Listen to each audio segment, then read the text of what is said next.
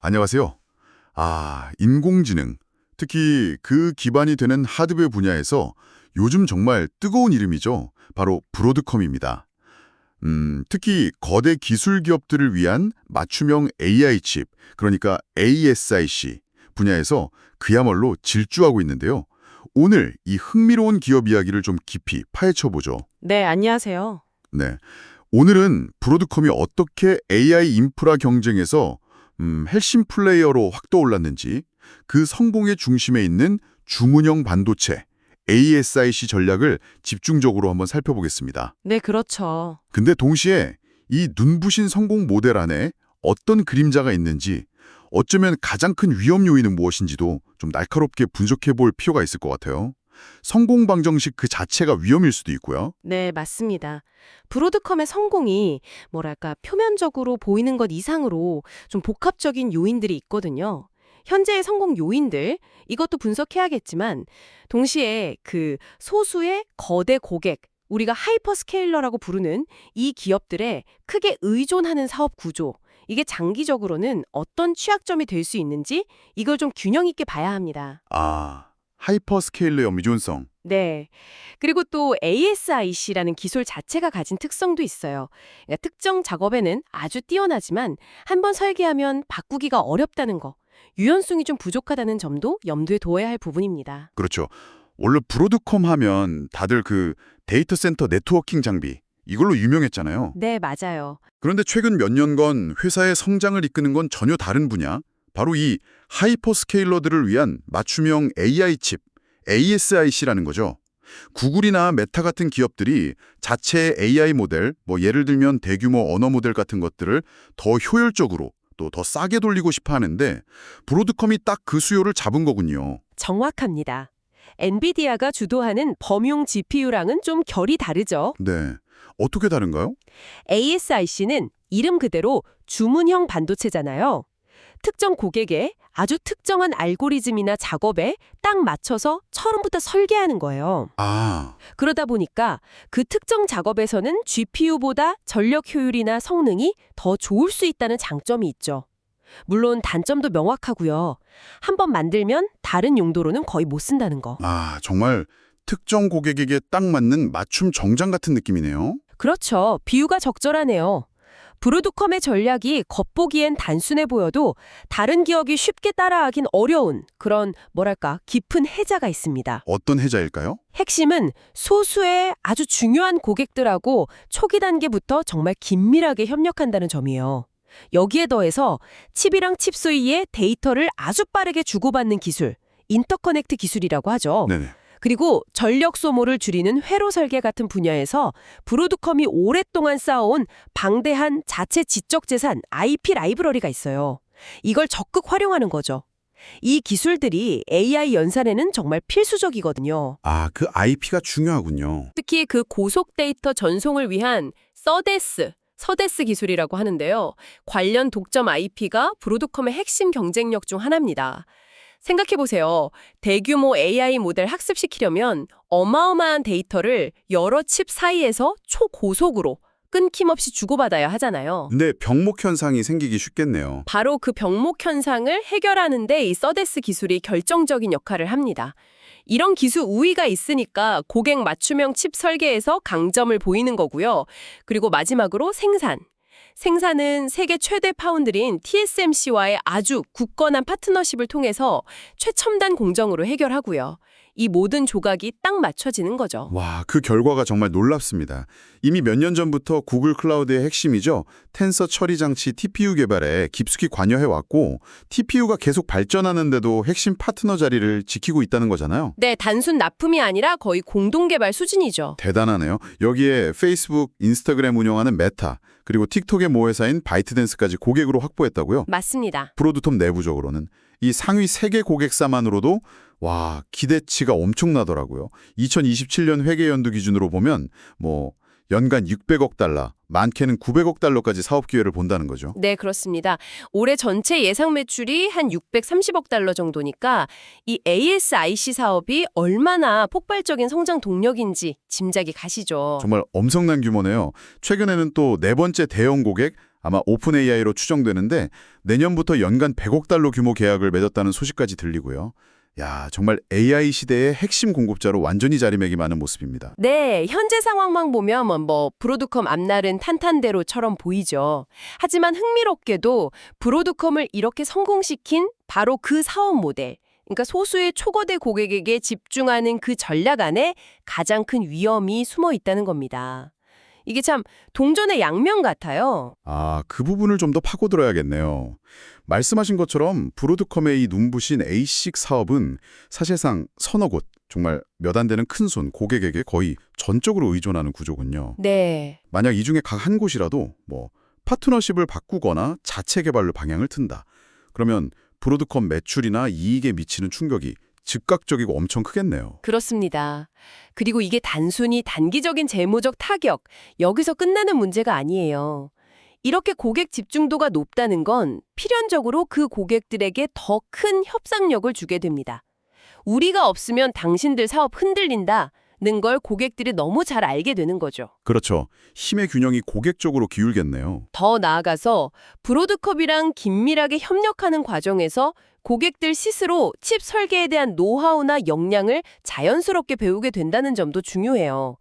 결국 브로드컴이 자신의 잠재적 경쟁자를 키워주는 셈이 될 수도 있다는 거죠. 아, 정말 아이러니하네요. 네. 실제로 기술업계 다른 분야에서는 이런 일이 꽤 있지 않았습니까?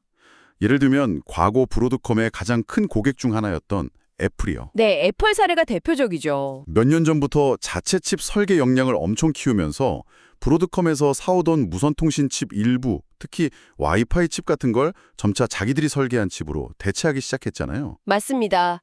비록 모든 칩을 다 대체한 건 아니지만 핵심 부품에 대한 통제권을 확보하고 비용을 줄이려는 움직임이었죠. 또 다른 사례도 있을까요? 구글도 비슷한 경우가 있었어요. 과거에 스마트홈 기기 같은 데 들어가는 와이파이 칩을 브로드콤 대신에 대만의 시냅틱스라는 좀 더 저렴한 대안을 찾아서 파트너십을 맺은 적이 있습니다. 아, 시냅틱스요. 네, 이게 뭘 보여주냐면 애플이나 구글 같은 거대 기술 기업들이 부품 공급망을 최적화하고 단돈 1달러라도 비용을 줄이기 위해서 얼마나 끊임없이 노력하는지를 보여주는 거예요. 특정 공급업체에 대한 충성도 이런 것보다는 실리가 우선시되는 경향이 뚜렷하죠. 그렇다면 AI 칩 분야에서도 비슷한 일이 벌어질 가능성 충분히 있겠군요.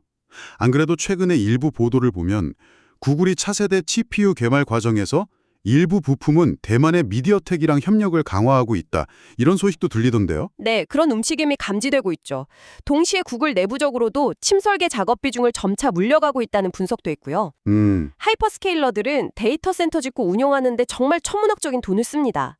따라서 컴퓨팅 성능 확보하는 데 드는 비용을 단 1%라도 줄일 수 있다면 그 절감 효과는 어마어마하거든요. 그렇죠. 규모가 워낙 크니까요. 만약 브로드콤과 비슷한 성능을 내면서도 더 싸게 칩을 공급해줄 파트너를 찾거나 아니면 아예 자체적으로 설계해서 생산하는 게 장기적으로 더 이득이다 이렇게 판단하면 언제든 브로드콤과의 관계를 다시 생각할 수 있다는 겁니다. 어떻게 보면 브로드컴과의 협력 관계 자체가 고객에게 학습의 기회를 제공하는 셈이죠. 아, 그 학습 효과가 쌓이면 쌓일수록 고객의 협상력은 점점 더 강해지겠네요. 그럼 설령 고객이 떠나지 않더라도 시간이 지나면서 브로드컴이 예전 같은 높은 이익률을 유지하기는 좀 어려워질 수도 있겠다. 이런 의미로도 볼 수 있겠네요. 정확합니다. 그런 압박이 생길 수 있죠. 게다가 ASIC은 설계부터 생산까지 걸리는 시간이 아주 길어요. 보통 2년, 3년 이상 걸리는데 브로드컴은 수년 전에 자원을 투입해서 개발을 시작해야 하거든요. 네, 리드 타임이 기네요.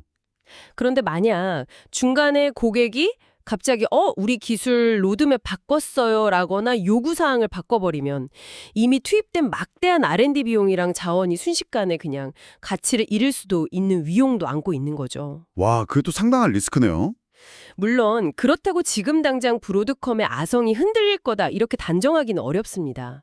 아까 말씀드렸던 고속 사데스 기술 관련 독점 IP라던가 칩 전력 소모를 최소화하는 저전력 설계 전문성, 그리고 TSMC의 최첨단 공정, 3나노, 2나노 이런 공정을 활용한 첨단 패키징 통합 능력 같은 것들은 여전히 강력한 경쟁 우위예요. 네, 기술적 해자가 아직은 높은 거죠. 그렇죠.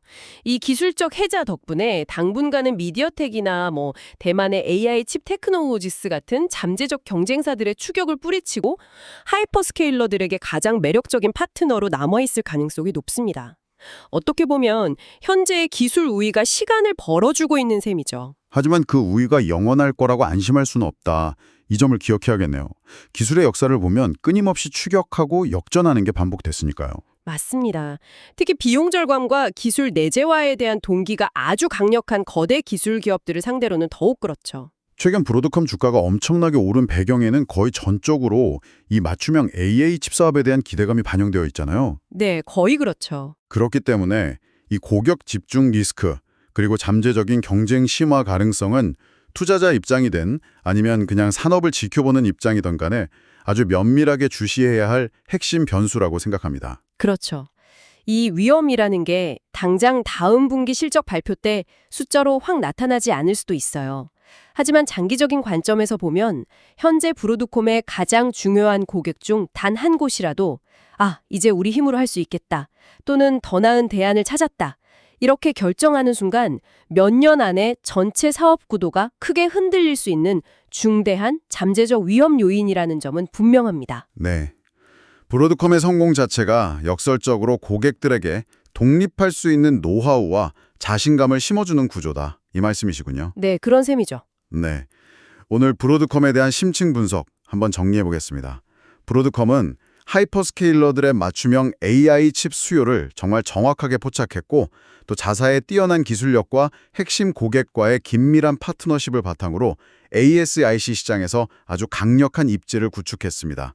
그 결과 정말 놀라운 성장을 보여주고 있고요. 네. 하지만 이 성공의 이면에는 소수의 초고대 고객에 대한 높은 의존도라는 구조적인 위험이 존재한다는 것. 이들 고객이 비용 절감이나 기술 통제력 확보를 위해서 언제든 자체 개발이나 다른 파트너로 눈을 돌릴 수 있다는 가능성을 내포하고 있다는 점을 확인했습니다. 네, 그렇습니다. 이게 여러분께 왜 중요할까요?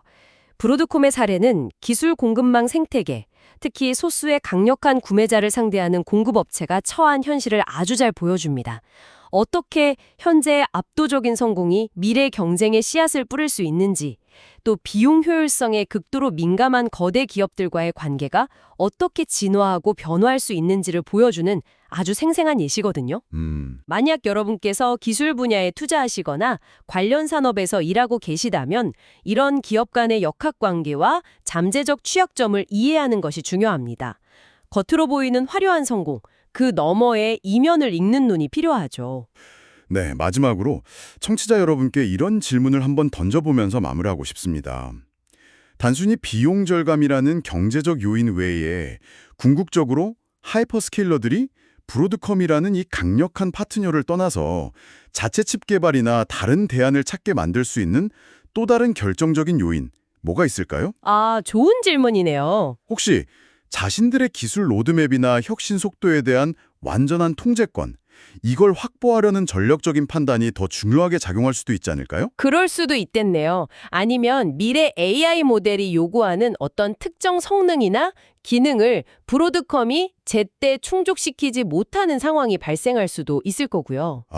혹은 요즘 많이 이야기되는 미중 기술 패권 경쟁 같은 지정학적 변수, 이런 게 특정 기업의 공급망 전략에 예상치 못한 영향을 미치게 될 가능성은 없을까요?